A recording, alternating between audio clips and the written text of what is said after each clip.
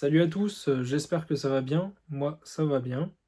Alors là, c'est juste un petit avertissement pour vous prévenir que la vidéo que vous allez voir, c'est une ancienne vidéo issue de mon ancienne chaîne YouTube sur le Trix, à savoir les arts martiaux artistiques et acrobatiques.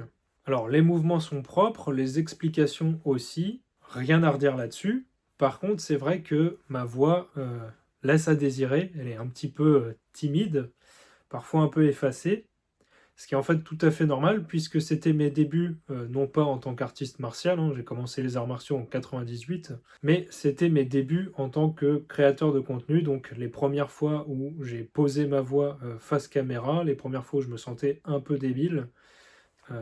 Après, on s'habitue, mais voilà. Donc c'est normal si la voix fait un peu éteinte, un peu timide. C'est des vidéos qui datent de pas si longtemps que ça, mais comme quoi on progresse vite. Donc je vous laisse profiter de cette vidéo. N'hésitez pas à me dire en commentaire si vous voulez d'autres vidéos de ce genre-là, ou en tout cas que j'en refasse sur ma nouvelle chaîne. C'est tout à fait possible et c'est prévu plus tard. C'est pas ma priorité pour le moment en tout cas. Enfin bref, ne jugez pas trop vite la qualité audio de la vidéo.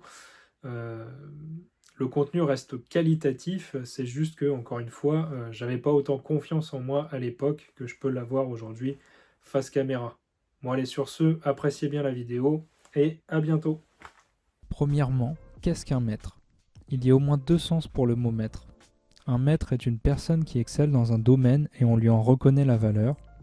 On dit qu'il maîtrise son domaine, mais est aussi maître celui qui enseigne et transmet les savoirs qu'il a lui-même acquis au cours de sa vie. Pour le deuxième sens, cela ne veut pas forcément dire qu'il maîtrise parfaitement ce qu'il enseigne. En conséquence, il maîtrise son domaine plus ou moins bien.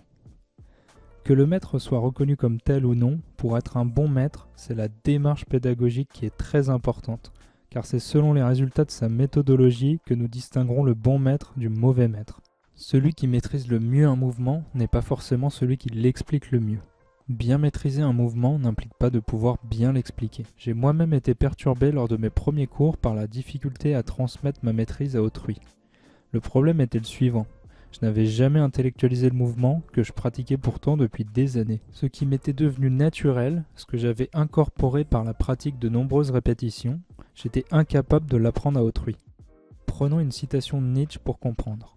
Dans le Gai Savoir, livre 5, paragraphe 355, il dit « Tout ce qu'il croit connaître, l'habituel, est ce qu'il a le plus de mal à reconnaître comme problème. Il pense le sujet acquis et se repose dessus. Une réelle connaissance est difficile puisque l'effort n'est pas fait de l'interroger avec tout l'éloignement possible qu'il faudrait. Ainsi, c'est en essayant d'expliquer le mouvement à autrui que j'ai compris n'avoir jamais réellement réfléchi au mouvement auparavant. Autrui étant étranger à moi-même, son rapport m'a permis de saisir que je n'avais pas entièrement acquis ce que je croyais avoir acquis. J'ai par la suite travaillé pendant des années et développé ma méthodologie au contact de mes élèves afin de les accompagner au mieux. Prenons un mouvement basique pour voir ce qu'est un bon maître d'arts martiaux. Le hook. Là où l'élève ne verra qu'un mouvement unique, le maître sait décomposer le mouvement en une série d'étapes qui permettront sa bonne réalisation. Le bon maître saura en décomposer chaque étape pour son élève. Ainsi, le hook débute par une bonne garde qui permet un bon équilibre du corps.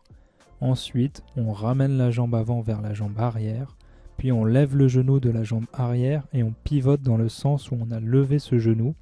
Par exemple, si c'est la jambe gauche, on tourne vers la gauche. Pour la jambe droite, on tourne vers la droite.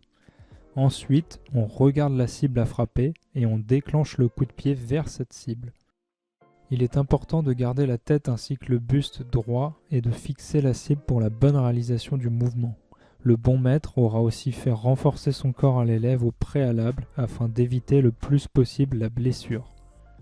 Le bon maître est ainsi celui qui maîtrise son mouvement physiquement et intellectuellement. Il aura prévu un plan d'attaque pour l'élève afin de l'aider à accomplir le mouvement parfaitement. Vous l'aurez compris, être maître dans son domaine ne fait pas de vous un bon maître en tant qu'enseignant, même si cela a ses avantages.